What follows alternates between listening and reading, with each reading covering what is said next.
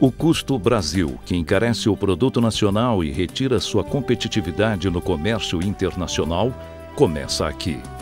Esse é o local e de espera. A baía de atracação do Porto de Santos. Todos os navios que irão carregar ou descarregar cargas no maior porto do Brasil e da América Latina aguardam aqui a sua vez para acessar o terminal em que vai operar. E por que essa espera?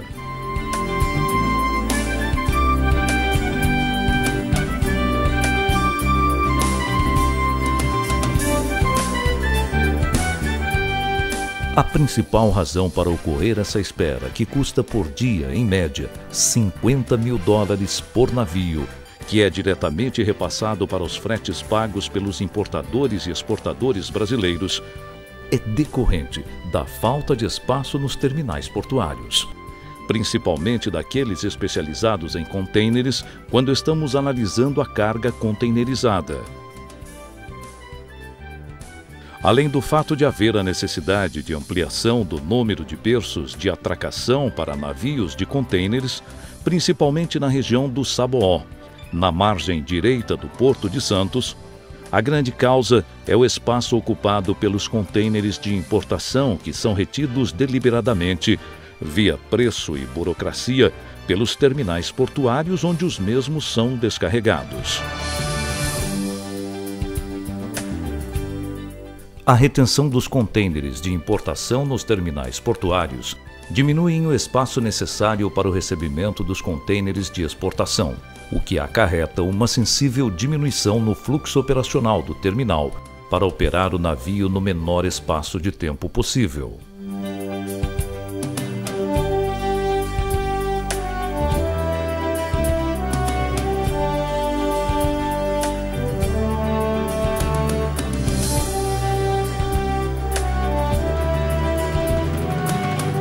Além disso, a não saída dos contêineres de importação para os portos secos, localizados em zonas secundárias ao porto, acarretam uma forte pressão no trânsito interno, junto ao porto e à cidade de Santos.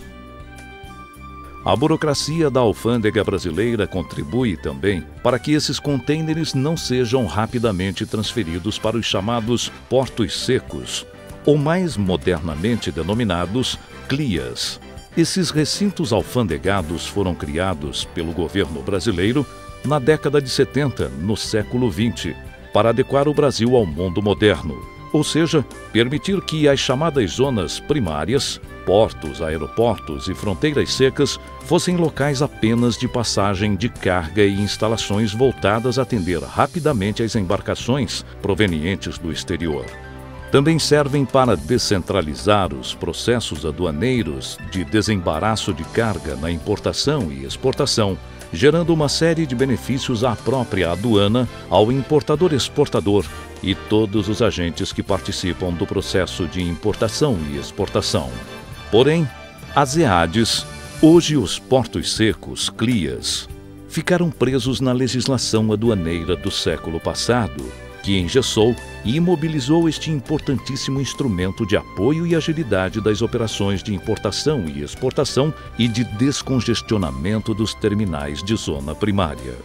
Esses portos secos, como os localizados em Santos e na Grande São Paulo, carecem de uma infraestrutura condizente com a pujança e vigor da sexta maior economia do mundo, que desde a sua criação cresceu na corrente de comércio exterior, importação mais exportação, em mais de 500%, saindo de $180 bilhões na década de 70 e fechando na década de 2000 em $2 trilhões.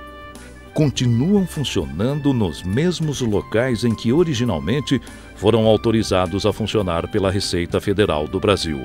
E o que é pior, com a mesma metragem. E por que chegamos a esta situação? Porque a legislação aduaneira atual, ao dar o conceito de serviço público a essa atividade, produziu uma série de amarras que fez com que há mais de 7 anos não seja criado nenhum metro quadrado novo de área alfandegada. Somente nos últimos 7 anos, o comércio exterior brasileiro cresceu mais de 100%. Ao tentar corrigir esta situação, o governo Lula editou a medida provisória 320/2006, criando os CLIAS, mediante processo de autorização pela Receita Federal do Brasil, que apesar de ter sido aprovada na Câmara, não foi aprovada no Senado Federal, sendo nele transformada em projeto de lei, cuja tramitação que se arrasta até hoje sem qualquer perspectiva de solução devido à disputa entre a iniciativa privada e a ausência de poder de arbítrio do governo. Enquanto isso, desde os anos 70, as cidades se transformaram em metrópoles. A questão do trânsito e do zoneamento dos municípios mudou radicalmente nesses anos todos, afastando das áreas centrais das cidades as atividades de armazenagem e transporte de cargas de grande volume. As restrições ao tráfego de veículos pesados nos centros urbanos atingem hoje a todas as capitais do sudeste do país e são, a cada dia, mais restritivas, exigindo assim que essas atividades sejam transferidas para novos e adequados locais, que tenham infraestrutura moderna e condizente com as atividades de logísticas, de forma a propiciar à economia nacional uma redução do chamado custo logístico. Locais que permitam os caminhões pesados acesso direto das rodovias e anéis rodoviários para os complexos logísticos em que vão acompanhar ou entregar cargas. Esses complexos servem também para integrar as atividades de armazenamento de cargas importadas ou a exportar ou ainda produzidas pela indústria brasileira, evitando que a mercadoria fique saindo de um ponto a outro via transporte rodoviário, sem que haja qualquer agregação de valor e, ao contrário, somente gerando vários custos que vão direto para o preço dos produtos pago pelo consumidor, além de contribuir para a emissão de CO2 nas zonas urbanas e aumentando o risco de acidentes de trânsito nas vias públicas. Por essas razões, propõe-se a criação de uma nova legislação nos mesmos moldes da MP 320/2006, que permita a implantação, sob controle direto da Receita Federal do Brasil, de CLIAS em locais com infraestrutura moderna e capaz de dar soluções de logística integrada aos bens e produtos importados e produzidos pela indústria nacional, integrando com as atividades de distribuição física, podendo suportar, no mesmo local, o crescimento econômico que o país vem alcançando, nos moldes em que a iniciativa privada já vem investindo e de preferência em áreas servidas por mais de um modal de transporte,